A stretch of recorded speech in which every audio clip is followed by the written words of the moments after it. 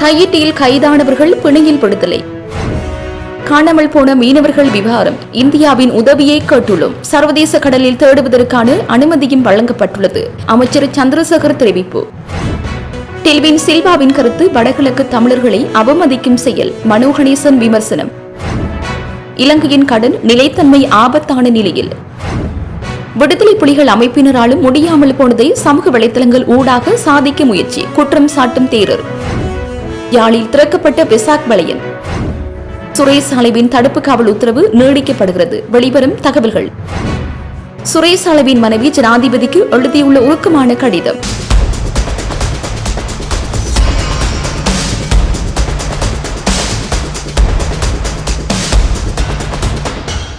தையிட்டி விஹாரை பகுதியில் சந்தேகத்துக்கிடமான முறையில் நடமாடி புகைப்படங்களை எடுத்த குற்றச்சாட்டில் கைதான யாழ்ப்பாணத்தைச் சேர்ந்த 2 இளைஞர்களையும் தலா 1 லட்சம் ரூபாய் பெறுமதியான ஆழ்பிணையில் செல்ல அனுமதித்த மன்று பிரதி ஞாயிற்றுக்கிழமைகளில் பலாலி போலீஸ் நிலையத்திற்கு சென்று கையெழுத்திடணும் எனவும் நிபந்தனை விதித்துள்ளது. வெசாக் தினத்தை முன்னிட்டு தையிட்டி விஹாரையில் நேற்றைய தினம் சனிக்கிழமை வழிபாடு நடைபெற்ற நிலையில் விஹாரைக்கு சற்று தொலைவில் காணி உரிமையாளர்கள் போராட்டத்தை முன்னெடுத்தனர். இந்த நிலையில் வடமராட்சி பகுதியைச் சேர்ந்த 2 இளைஞர்கள் விஹாரைக்கு செல்வதாக கூறி விஹாரை பகுதிக்கு சென்று அங்கு சந்தேகத்துக்கிடமான முறையில் நடமாடி புகைப்படங்களையும் எடுத்துள்ளனர். அதனை அவதானித்த போலீசார் இருவரிடமும் விசாரணைகளை முன்னெடுத்த வேளை முன்னுக்கு பின் முரணான தகவல்களை வழங்கியதை அடுத்து இருவரையும் கைது செய்து பலாலி போலீஸ் நிலையத்தில் தடுத்து வைத்து விசாரணைகளை முன்னெடுத்தனர். விசாரணைகளுக்கு பின்னர் இருவரையும் மல்லாகம் பதில் நீதவான் முன்னிலையில் போலீசார் முற்படுத்திய நிலையில் அவர்களை 1 லட்சம் ரூபாய் பெறுமதியான ஆழ்பிணையில் செல்ல அனுமதித்த மன்று பிரதி ஞாயிற்றுக்கிழமைகளில் பலாலி போலீஸ் நிலையத்தில் கையெழுத்து வைக்க வேண்டும் என்ற நிபந்தனையும் மன்று விதித்துள்ளது. தையிட்டி பகுதியிலே நடைபெற்ற போராட்டத்தின் போது 2 நபர்களை பொய்யான குற்றச்சாட்டுகளை சுமத்தி பலாலி போலீசார் கைது செய்திருந்தார்கள். அந்த 2 நபர்களும் இராணுவ புலனாய்வாளர்கள் என தம்மை அறிமுகப்படுத்தி குறித்த விகாரைக்குள்ளே சென்று விகாரையை படமெடுத்ததாக கூறி பொய்யான குற்றச்சாட்டுகளை சுமத்தி இருவரை கைது செய்து இன்றைய தினம் இரவு 9 மணியளவிலே பதில் நீதவான் முன்னிலையிலே குறித்த 2 சந்தேக நபர்களையும் முற்படுத்தியிருந்தார்கள். குறித்த போலீசாரினுடைய சோடிக்கப்பட்ட குற்றச்சாட்டுகளின் பொய்யான தன்மையினை மாண்புமிகு மன்றுக்கு எடுத்துரைத்ததன் பேரிலும் மாண்புமிகு நீதிமன்றத்திலே மேற்கொள்ளப்பட்ட விண்ணப்பத்தின் அடிப்படையிலும் 2 நபர்களும் 1 லட்சம் ரூபாய் பெறுமதியான ஆட்பணையிலே ஒவ்வொரு ஞாயிற்றுக்கிழமையும் பலாலி போலீஸ் நிலையத்திலே கையெழுத்திட வேண்டும் என்ற நிபந்தனையுடன் மாண்புமிகு நீதிமன்றத்தினால் இன்றைய தினம் பிணையிலே விடுதலை செய்யப்பட்டிருக்கின்றார்கள். உண்மையிலேயே இன்றைய வெசாக் தினத்திலே குறித்த தையிட்டி விகாரையிலே எந்த விதமான ஒரு உற்சவங்களோ விசேட நிகழ்வுகளோ நடைபெற்றிருக்காத நிலையில் குறித்த போராட்டத்துக்கு மாண்புமிகு நீதிமன்றத்தினாலே எந்த ஒரு தடை உத்தரவும் வழங்கப்பட்டிருக்காத நிலையிலும் கூட இந்த போராட்டத்தினை அடக்கி ஒடுக்க வேண்டும் என்ற காரணத்திற்காக மாத்திரம் இவ்வாறான பொய் வழக்குகளை போலீசார் தொடர்ச்சியாக குறித்த போராட்டக்காரர்களுக்கு எதிராக மேற்கொண்டு வருகின்றமை கண்டிக்கத்தக்க விடயமாகும். பருத்தித்துறை கடலில் இருந்து மீன்பிடிக்க சென்று காணாமல் போன 4 மீனவர்களை தேடுவதற்கு இந்தியாவின் உதவியை நாடியுள்ள அதேவேளை சர்வதேச கடலில் தேடுவதற்கான அனுமதியும் வழங்கப்பட்டுள்ளதாக கடற்றொழில் அமைச்சர் ராமலிங்கம் சந்திரசேகர் தெரிவித்தார். பருத்தித்துறை கடலில் மீன்பிடிக்க சென்று திரும்பாத 4 மீனவர்கள் தொடர்பாக எவ்வாறான நடவடிக்கைகள் முன்னெடுக்கப்பட்டு வருகிறது என தொடர்பு கொண்டு கேட்டபோது அவர் இவ்வாறு தெரிவித்தார். அவர் மேலும் தெரிவிக்கையில் குறித்த சம்பவமானது மிகவும் வேதனையான ஒரு சம்பவமாக பார்க்கின்ற அதேவேளை தமது உறவுகளை காணாது தவிக்கும் குடும்பங்களுக்கு ஆறுதலையும் தெரிவிக்க விரும்புகின்றேன். குறித்த மீனவர்கள் தொடர்பில் இலங்கை கடற்படையின் உதவியுடனும் ரேடர் கருவிகளின் உதவியுடனும் இலங்கை கடல் எல்லை பகுதிகளில் தேடுதல் நடவடிக்கைகள் இடம்பெற்று வருகின்றது. இலங்கை கடல் கடற்பரப்புகளில் மேற்கொண்ட தேடுதல் குறித்த மீனவர்கள் எவரும் சிக்காத நிலையில் இலங்கைக்கான இந்திய தூதரகம் ஊடாக இந்திய கடல் எல்லை பரப்புகளில் தேடுவதற்கான உதவியையும் அனுமதியையும் கேட்டுள்ளோம். அமைச்சு மட்டத்தில் மீனவர்களை தேடுவதற்கான அறிவுறுத்தல்கள் சம்பந்தப்பட்ட தரப்பினருக்கு ஏற்கனவே வழங்கப்பட்டுள்ள நிலையில் உரிய நடவடிக்கைகள் மேற்கொள்ளப்பட்டு வருகிறது. கடலின் காற்றின் வேகம் அதிகமாக காணப்படுவதனால் தேடுதல் பணிகள் தடைபடாமல் இருப்பதற்கு கடற்படையின் பூரண ஒத்துழைப்பு பெறப்பட்டுள்ளது. நேற்றைய தினம் தீபக கடலில் இருந்து மீன்பிடிக்க சென்று 3 மீனவர்கள் பலத்த காற்றினால் திசை மாறி சென்ற நிலையில் உடனடியாக எமது கவனத்திற்கு கொண்டுவரப்பட்டு சில மணித்தியாலங்களில் மீனவர்கள் பாதுகாப்பாக கரை திரும்பியுள்ளனர். பருத்தித்துறையில் காணாமல் போன மீனவர்களை எமது கடற்பரப்பிலும் சர்வதேச கடற்பரப்பில் தேடுவதற்கான அனைத்து ஏற்பாடுகளும் இடம்பெற்று வருகின்ற நிலையில் தனியார் படகுகள் மூலம் சர்வதேச கடல் எல்லைகளில் தேடுவதற்கான அனுமதிகளையும் வழங்கியுள்ளோம் என்று அவர் தெரிவித்தார். வணக்கம். கடந்த 28ஆம் தேதி பருத்தித்துறை முனை மற்றும் கட்கோளம் பகுதியிலிருந்து மீனவர்கள் கடலில் சென்றனர். அதிலே 4 மீனவர்களை காணாமல் போய்விட்டார்கள். அன்றைக்கு 29ஆம் தேதி அதிகாலை வரைக்கும் அது தொடர்பில் இருந்தது. பின்னர் அவர்கள் திரும்பி வராதன் காரணமாக 11 மணி அப்படி அந்த பிரதேசத்து மக்கள் தேட வழிகிட்டார்கள். இந்த விடயம் எங்களுக்கு தெரியப்படுத்தப்பட்டதுடனே நாங்கள் எங்களுடைய கடற்தொழில் அமைச்சர் கௌரவ சந்திரசேகரம் அவர்களுக்கு தெரிவித்திருந்தோம். அவர் உடனடியாகவே களத்தில் இருந்த அனைவருக்கும் பணிப்பை விடுத்தார். அன்றைய தினம் நான் வெளிமாவட்டத்தில் இருந்த காரணமாக எங்களுடைய சக பாராளுமன்ற உறுப்பினர் இளங்குவன் அவர்கள் இரவு கூறாக அங்கே நின்று மக்களை சந்தித்து கள நிலவரங்களை அறிவித்துக் கொண்டிருந்தார். அதே போன்று தொடர்பு கொள்ள வேண்டிய அத்தனை ஆக்களுடன் தொடர்பு கொண்டு நிலவரத்தை தெளிவுபடுத்தி கொண்டிருந்தார். அடுத்த நாள் 30ஆம் தேதி நினைக்கிறேன் நேற்றைய தினம் அந்த இடத்துக்கு அதிகாலையிலிருந்து நான் நின்றிருந்தேன். நின்று நினைக்கிறேன் முதலிலே அங்கே வழங்கப்பட்ட அந்த ஜிபிஎஸ் தகவல் பிழையாக வழங்கப்பட்டதன் காரணமாக அந்த படகுகள் நேவியுடைய படகுகள் வேறு இடங்களிலே சென்று அதை தேடி இருக்கின்றார்கள். அதே போன்று அந்த பீச் அந்த கிராஃப்டை அனுப்பி அந்த வெப்பநிலையை வைத்துக்கொண்டு உடல்களை மீட்கின்ற அல்லது அறிந்து கொள்கின்ற அந்த விமானத்தையும் அனுப்பி தேடி இருக்கின்றார்கள். ஆனால் நீண்ட நேரம் தேடியும் அந்த அவர்களை கண்டுபிடிக்க முடியவில்லை.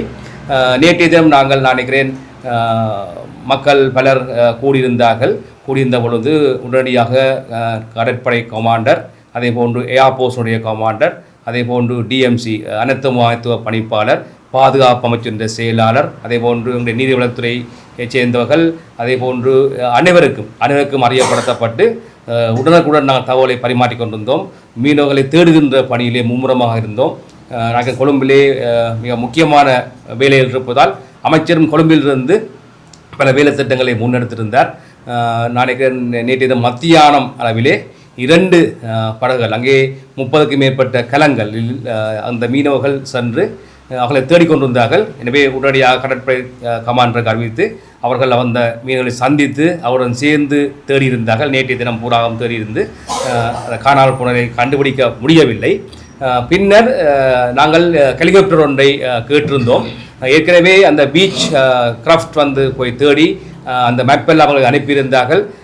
அதன் பிறகு நான் ஹெலிகாப்டர் கேட்டிருந்தோம். இன்றைய தினம் காலை 2 கடற்படையினுடைய பெரிய கலங்களும் அதே போன்று பெல் ரக உலங்கு வானூர்தியும் பயன்படுத்தப்பட்டு தேடுதல் நடத்தப்பட்டு கொண்டிருக்கிறது. இது போன்று நாங்கள் இந்திய துணை தூதரம், இந்திய கடற்படை அதிகாரிகளுடன் தொடர்பு கொண்டு நாங்கள் தொடர்புகளை பேணிக் கொண்டிருக்கின்றோம். இன்று வரைக்கும் இப்போ கடத்தை இருக்கும் வரைக்கும் நாங்கள் அவருடைய அந்த மீட்பை தொடர்ச்சியாக நடத்தி கொண்டிருக்கின்றோம். ஏனென்றால் நாங்கள் ஒரு மக்கள் அரசாங்கம், ஒரு பொறுப்புள்ள அரசாங்கம் என்ற வகையிலே நாங்கள் மக்களுடன் விளையாடக்கூடாது. இது ஒரு அரசியல் விளையாட்டு அல்ல. இதிலே வைத்து மக்களுடைய சோகத்திலேயும் துன்பத்திலேயும் அரசியல் விளையாட வேண்டிய அவசியம் இல்லை. நாங்கள் எங்களால் இயன்ற வரைக்கும் எல்லாருடன் தொடர்பு கொண்டு அந்த முயற்சியை தொடர்ந்து கொண்டிருக்கின்றோம். அதே போன்று அங்கே இருக்கின்ற சமாசங்கள், கடற்தொழிற்சங்கங்கள் எல்லாரும் இணைந்து இந்த 2 டேங்கர்களை நாங்கள் பெருந்தொகை நீண்ட காலத்துக்கு பிறகு பெருந்தொகை பணத்தை செலவழித்து 2 டேங்கர் படகுகளும் சென்றிருக்கிறது. அதை இப்பொழுது ஒரு படகு இந்திய எல்லையை கடந்து சென்று கொண்டிருக்கின்றது. அதே போன்று அடுத்த படகு இந்தியா எல்லையை அண்மித்திருக்கின்றது. அதே போன்று அந்த பிரதேசத்தில் வாழுகின்ற மீனவர்களும் தேடிக்கொண்டிருக்கின்றார்கள். உண்மையிலேயே அந்த பாதிக்கப்பட்ட காணாமல் போனவருடைய குடும்ப உறவினர்களை சந்தித்திருந்தோம். நாங்கள் அவருடைய எல்லாமே விசாரித்துக் கொண்டோம். அங்கே காணப்பட்ட சமாசங்கள் தலைவர்கள், மீன்பிடி தொழிலாளர்களுடைய உறுப்பினர் எல்லாரையும் சந்தித்து நாங்கள் கேட்டிருந்தோம். அவர்கள் மீது கரிசனையாக இருக்கின்றோம். இது சாதாரண விடயமல்ல, 4 உயிர்களுடைய பெருமையாளர்களுடைய விடயம் சம்பந்தானது. எனவே இந்த இடத்திலே எந்தவித அரசியலும் இல்லாமல் அவர்களை நாங்கள் உயிரோடு மீட்பதற்கு முழுமையான முயற்சி செய்திருக்கின்றோம். அவர்கள் முழுமையாக உயிரோடு மீட்டோம்னு சொன்னால் அதுவே நாங்கள் வாழ்க்கையில் செய்கின்ற மிகப்பெரிய ஒரு பாக்கியமாக இருக்கும். அதே போன்று அவர்களுக்கு நான் பொறுப்பு கூற வேண்டிய தேவை இருக்கின்றது. அந்த பொறுப்புக்கு அமைய எங்களுடைய கடற்தொழில் அமைச்சர், எங்களுடைய அரசாங்கம், எங்களுடைய சக பாராளுமன்ற உறுப்பினர்கள், அதே போன்று பாராளுமன்ற உறுப்பினருடைய செயலாளர்கள், அதே போன்று அவருடைய ஆளணியினர், கடற்படை, விமானப்படை, அதே போன்று நீரியல் வளத்துறை அமைச்சு, அதே போன்று ஜனாதிபதி செயலகம், பாதுகாப்பு அமைச்சு, அதே போன்று எங்களுடைய அனைத்து முகாமைத்துவ பணியகம் அனைத்துமே களத்தில் இறங்கி இருக்கின்றது. ஆனால் ஒன்றை சொல்ல வேண்டும், இந்த சம்பவம் திடீரென நடந்த சம்பவம். அந்த கடல் மிக சீற்றமாக காணப்படுகின்றது. அந்த இடத்துக்கு போக முடியாமல் கூட காணப்படுகின்றது. எனவே என்ன நடந்திருந்தாலும் நாங்கள் அந்த 4 மீனவர்களையும் காப்பாற்றுகின்ற முழுமையான முயற்சியிலே ஈடுபட்டிருக்கின்றோம் என்பதை இந்த இடத்திலே நான் கூறிக்கொள்கின்றேன். மாகாண சபை தேர்தல் குறித்து டெல்வின் சில்வா வெளியிட்ட கருத்து வடக்கு மற்றும் கிழக்கு மாகாண தமிழ் மக்களை அவர் தரக்குறைவாக மதிப்பிடுவதை பிரதிபலிக்கின்றது என தமிழ் முற்போக்கு கூட்டணியின் தலைவரும் நாடாளுமன்ற உறுப்பினருமான மனோ கணேசன் தெரிவித்துள்ளார். மாகாண சபை தேர்தல் தொடர்பில் தனியார் ஊடகம் ஒன்றுக்கு கருத்து வெளியிடுகையில் அவர் இதனை குறிப்பிட்டுள்ளார். தொடர்ந்தும் கருத்து வெளியிட்டுள்ள அவர் மாகாண சபை தேர்தல் குறித்து JVP பொதுச் செயலாளர் டெல்வின் சில்வா தெரிவித்துள்ள கருத்து தமிழ் அரசியல் கட்சிகளை அன்றி வடக்கு மற்றும் கிழக்கு மாகாண தமிழ் மக்களை அவர் தரக்குறைவாக மதிப்பிடுவதை பிரதிபலிக்கின்றது. நாடு முழுவதும் இல்லாவிட்டாலும் வடக்கு கிழக்கு மற்றும் மத்திய மாகாணங்களுக்காவது மாகாண சபை தேர்தலை நடத்துமாறு நான் கோரிய போது அரசாங்கத்தின் பதில் வரும் சிரிப்பாகவே அமைந்தது. முன்னாள் ஜனாதிபதிகளான ராஜபக்சகள் மற்றும் மைத்திரிபால சிறிசேன ஆகியோர் செய்த தவறுகளை திருத்துவோம் என்று கூறி ஆட்சிக்கு வந்தவர்கள் இன்று அதே பிள்ளைகளையே தொடர்ச்சியாக முன்னெடுத்துள்ளனர். அதே போன்று தற்போதைய அரசாங்க மக்களை சந்திக்க அஞ்சுகின்றது. அதன் காரணமாகவே மாகாண சபை தேர்தல்களை ஒத்தி வைத்துள்ளனர். அதே நேரம் அறகலை எனப்படும் காளி முகத்திடல் போராட்டம் ஊடாக வீதிக்கு வந்தது சிங்கள மக்களை தவிர தேசிய மக்கள் சக்தி அல்ல. ஆனால் காலிமுகத்திடல் போராட்டத்தின் உழைப்பை மக்கள் விடுதலை முன்னணி இன்று அப்படியே கைப்பற்றி சென்றுள்ளது. அதன் அரசியல் பலனை இன்று மக்கள் விடுதலை முன்னணி அறுவடை செய்துள்ளது. அறகலிய போராட்டமே இலங்கையில் இனவாத அரசியலை இல்லாமல் ஆக்கியது. சிங்கள இனவாதத்தை தோற்கடிக்க சிங்கள மக்களை முன்னின்றனர். அவர்கள் மாத்திரமல்ல, நாமும் காலம் காலமாக இனவாதத்திற்கு எதிராகவே செயல்பட்டோம். நாட்டில் இனி இனவாதம் மீண்டும் தலை தூக்க முடியாது. அத்துடன் இனவாதத்திற்கு எதிராக சக்திகளை ஒழிக்க அரசாங்கம் முற்பட்டால் நாம் அதற்கு எதிராக முன்னிற்போம் என்றும் அவர் தெரிவித்துள்ளார். இலங்கையின் கடன் செலுத்தும் திறன் இன்னும் அதிக ஆபத்தான மட்டத்திலேயே உள்ளதாக எச்சரித்துள்ளது. சர்வதேச நாணய நிதியம் இலங்கைக்கு 695 மில்லியன் அமெரிக்க டாலர்களை வழங்கியதை தொடர்ந்து வெளியிட்டுள்ள புதிய அறிக்கையில் இந்த விடயம் சுட்டிக்காட்டப்பட்டுள்ளது. அதேவேளை இலங்கை இன்னும் பூர்த்தி செய்ய வேண்டிய நிபந்தனைகள் குறித்து அந்த அறிக்கையில் சுட்டிக்காட்டப்பட்டுள்ளன. இதன்படி பொருளாதார வளர்ச்சித் திறனை மேம்படுத்துவது இன்றியமையாதது சர்வதேச நாணய நிதியத்தின் புதிய அறிக்கை சுட்டிக்காட்டியுள்ளது. இதற்காக முறையாக தயாரிக்கப்பட்ட கட்டமைப்பு சீர்திருத்தங்கள் மற்றும் நவீனமயமாக்கப்பட்ட பொது உள்கட்டமைப்பு வசதிகள் அவசியம் என்றும் குறிப்பிடப்பட்டுள்ளது. இந்த அறிக்கை தொடர்பாக சர்வதேச நாணய நிதியத்தின் பிரதி நிர்வாக இயக்குநரும் தற்காலிக தலைவருமான கென்ஜி ஒகமுரா தகவல் வெளியிட்டுள்ளார். இந்த திட்டத்தின் ஒட்டுமொத்த செயல்பாடுகள் வலுவாக இருந்த போதிலும் பொது நிதி மற்றும் முதலீட்டு மேலாண்மை மற்றும் மின்சாரத்துறை சீர்திருத்தங்களை நிறைவு செய்வதற்காக முயற்சிகள் அவசியமாவதாக தெரிவித்துள்ளார். வரிமுறையை மேலும் திறம்பட மாற்றுவதற்கும் வளர்ச்சியை மேம்படுத்துவதற்கும் அரசாங்கத்தின் வருவாய் ஈட்டலை தொடர்ந்து முன்னெடுப்பது இன்றியமையாததாகும் என்றும் அவர் குறிப்பிட்டுள்ளார். இது முக்கியமாக நடுத்தர கால வருவாய் ஈட்டு மூலோபாயத்தை உருவாக்குவதன் மூலம் சாத்தியப்பட வேண்டும் எனவும் கடன் மறுசீரமைப்பு நிறைவடையும் நிலையை எட்டியிருந்தாலும் கடன் நிலைத்தன்மை குறித்த அபாயம் இன்னும் உயர்மட்டத்திலேயே காணப்படுகிறது எனவும் அவர் தெரிவித்துள்ளார். பௌத்த தேர்களுக்கும் பௌத்தர்களுக்கும் இடையிலான பிணைப்பை விடுதலை புலிகள் அமைப்பினரின் தலைவரால் கூட உடைக்க முடியாத போன நிலையில் சமூக வலைதளங்கள் ஊடாக அதனை மேற்கொள்ள முயற்சிப்பதாக அகலக்கட ஸ்ரீ சுமண தேரர் குற்றம் சாட்டியுள்ளார். நேற்று கொழும்பில் நடைபெற்ற செய்தியாளர் சந்திப்பில் கலந்து கொண்டு கருத்து வெளியிடும் போதே மேற்கொண்ட குற்றச்சாட்டை முன்வைத்துள்ளார். அங்கு தொடர்ந்தும் கருத்து வெளியிட்ட அவர் இலங்கையின் நீண்டகால வரலாற்று பின்னணியில் பௌத்த பிக்குகள் மற்றும் பௌத்த மக்களிடையில் மிக இறுக்கமான பிணைப்பொன்று நிலவி வருகின்றது. இந்நாட்டின் வரலாற்றை சிதைக்க சோழர்கள் ஆயிரக்கணக்கான ஆண்டுகள் முயற்சித்த போது அவர்களால் அந்த பணியை நிறைவேற்ற முடியவில்லை. அதேபோன்று இலங்கையில் 500 ஆண்டுகள் ஆட்சியில் இருந்த மேற்கத்திய நாடுகளாலும் 30 ஆண்டுகள் யுத்தம் புரிந்த விடுதலை புலிகள் அமைப்பினராலும் கூட அந்த பிணைப்பை உடைக்க முடியவில்லை. எனினும் தற்போது மிகவும் துரதிருஷ்டமான முறையில் சமூக வலைத்தளங்களை ஆயுதமாக பயன்படுத்தி பௌத்த சாசனத்திற்கும் கௌதம புத்தரின் தத்துவங்களுக்கும் மகா சங்கத்தினருக்கும் எதிராக மிக மோசமான முறையில் அவதூறு பரப்பும் சதித்திட்டங்கள் முன்னெடுக்கப்படுகின்றன. சமூக வலைத்தளங்களின் ஊடாக பௌத்த பிக்குகளை அவமதிப்பதன் மூலம் இந்த நாட்டில் நீண்ட காலமாக நிலை பெற்றுள்ள பௌத்த கலாச்சாரத்தை வீழ்த்தி நாட்டை ஆபத்தான நிலைக்கு தள்ள சில தரப்பினர் முயற்சிக்கின்றனர். பிக்குகளை பலவீனப்படுத்துவதன் மூலம் புத்த சாசனத்தை வீழ்த்தி இந்நாட்டை ஆப்கானிஸ்தான் போன்றதொரு நிலைக்கு தள்ளும் சதித்திட்டங்கள் முன்னெடுக்கப்படுகின்றன. இத்தகைய சதித்திட்டங்கள் குறித்து பௌத்த மக்கள் விழிப்புடன் இருக்க வேண்டும். பௌத்த காலத்தில் தேவதத்த தேரர்கள் போன்றவர்கள் இருந்த போதிலும் அது உண்மையான சங்கத்தினருக்கு வித பாதிப்பையும் ஏற்படுத்தவில்லை. அதேபோல தர்மசோக மன்னர் 60,000 பிக்குகளை சாசனத்திலிருந்து நீக்கிய போதிலும் அது மகா சங்கத்தினருக்கு வித பாதிப்பையும் ஏற்படுத்தவில்லை. அதேபோல இன்றும் ஒரு சிலர் செய்யும் தவறுகளுக்காக ஒட்டுமொத்த சங்க சமூகத்தையும் மதிப்பிட்டு பௌத்த சாசனத்தை வீழ்த்து இடமளிக்க கூடாது. பௌத்த சாசனத்தை பாதுகாப்பதற்கான தேசிய வேலை திட்டத்திற்கு அனைவரும் ஒன்றிணைய வேண்டும். பல தசாப்தங்களாக நாம் அரசாங்கங்களிடம் வலியுறுத்தி வரும் சங்க நிர்வாக சாசனத்தை பதிவு செய்யும் நடவடிக்கையை முன்னெடுக்குமாறு கோரிக்கை விடுக்கின்றேன். ஒவ்வொரு நிக்காயவுக்கும் உரித்தான நிர்வாக விதிமுறைகளுக்கு சட்ட அந்தஸ்து வழங்குவதே உண்மையான தீர்வாகும். சங்க சபைக்கு பிக்குகளை கட்டுப்படுத்தும் அதிகாரம் வழங்கப்பட வேண்டும். பிக்குகள் செய்யும் செய்யும் தவறுகளை திருத்த வினயப்படகத்தில் உள்ள ஒழுக்க விதிகளை முறையாக பயன்படுத்தினால் போதுமானது என்றும் அகலக்கட ஸ்ரீ சுமண தேரர் தொடர்ந்தும் தெரிவித்துள்ளார். யாழ்ப்பாணம் பாதுகாப்பு படைத்தளபதி மேஜர் ஜெனரல் பிரியந்த நவரத்ன 51வது படைப்பிரிவின் சேனாதிபதி மேஜர் ஜெனரல் ரிஸ்வி சாரிக், வடமாகாண ஆளுநர் நா. வேதநாயகன், யாழ் இந்திய துணை தூதுவர் சாய் முரளி, யாழ் மாவட்ட அரசாங்க அதிபர் மருதலிங்கம் பிரதீபன், கிளிநொச்சி மாவட்ட அரசாங்க அதிபர் சுப்பிரமணிய முரளிதரன், யாழ்ப்பாணம் பிரதேச செயலாளர் உமாகாந்தன் சிவகாமி, யாழ்ப்பாணம் போதனா வைத்தியசாலை பணிப்பாளர் த. சத்தியமூர்த்தி மற்றும் சர்வமத தலைவர்கள் ஆகியோர் கலந்து கொண்டு வெசாக் வலயத்தினை உத்தியபூர்வமாக ஆரம்பித்து வைத்தனர். வெசாக் தினமான நேற்று புத்தரின் பிறப்பு இறப்பு பரிநிர்வாணம் அடைந்த வைகாசி பௌர்ணமி தினத்தை முன்னிட்டு அவரின் வாழ்க்கை தத்துவங்கள் அடங்கி ஒளியூட்டப்பட்ட அலங்காரங்கள் வெசாக் வலயத்தில் காட்சிப்படுத்தப்பட்டன. மேலும் பௌத்த பக்தி கீதங்களும் இசைக்கப்பட்டன. மேலும் வெசாக் தினத்தை முன்னிட்டு பொதுமக்களுக்கு உணவுகள் மற்றும் சிற்றுண்டிகளும் வழங்கப்பட்டன.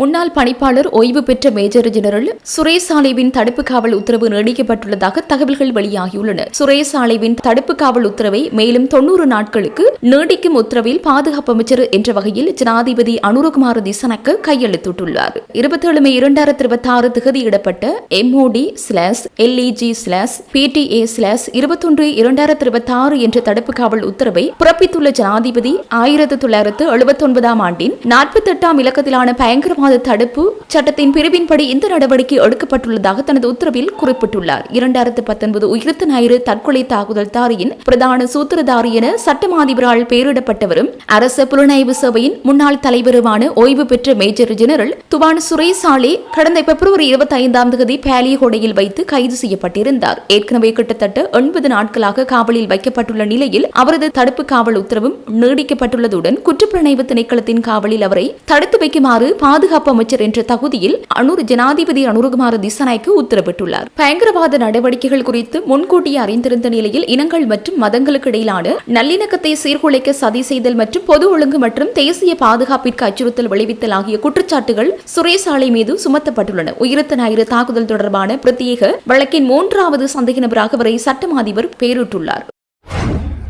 அரசு புலனாய்வு சபையின் முன்னாள் பிரதானி மேஜர் ஜெனரல் சுரேஷ் சாலேவின் மனைவி மிகுந்த மனவேதனையுடன் ஜனாதிபதிக்கு கடிதம் ஒன்றை எழுதியுள்ளார். தனது கணவர் எதிர்கொண்டுள்ள கடுமையான நிலைமை குறித்து மிகவும் உருக்கமான மற்றும் சர்ச்சைக்குரிய குற்றச்சாட்டுகளை முன்வைத்துள்ளார். தற்போதைய பாதுகாப்பு அமைச்சரும் ஜனாதிபதியுமான அனுரகுமார திசநாயக்கவிடம் விசேட கோரிக்கை ஒன்றை விடுத்துள்ள சுரேஷ் சாலேவின் மனைவி SPM இஸ்வி சாலே தனது கணவருக்கு எதிரான தடுப்பு காவல் உத்தரவு முற்றிலும் அநியாயமானது என தெரிவித்துள்ளார். ஜனாதிபதிக்கு அவர் அனுப்பிய கடிதத்தில் மேலும் தெரிவிக்கப்பட்டுள்ளதாவது, சட்டத்திறனிகள் நீதிமன்றத்தில் சமர்ப்பித்த மனுக்களில் குறிப்பிட்டுள்ளவாறு சாலை அடைத்து வைக்கப்பட்டுள்ள 6.5 தொடக்கம் 4.5 அடி அளவிலான சிறிய அறை எலிகள் நிறைந்து காணப்படுவதாகவும் எலிக்கடைக்கு பயந்தவர் முறையான தூக்கமின்றி உடல் ரீதியாகவும் மன ரீதியாகவும் சித்திரவதைக்கு உள்ளாகியுள்ளார். கடந்த இரவொன்றில் அதிகாரிகள் குழுவினர் சிறைக்குள் நுழைந்து சாலையை வலுக்கட்டாயமாக வெளியேற்றி நிர்வாணப்படுத்தி அமானுஷ மற்றும் அநாகரிகமான முறையில் நடாத்தியுள்ளனர். இச்செயல் 1994ஆம் ஆண்டின் 22ஆம் இலக்க சித்திரவதைகளுக்கு எதிரான உடன்படிக்கை சட்டத்தை நேரடியாக மீறும் செயலாகும் என்றும் இது தொடர்பான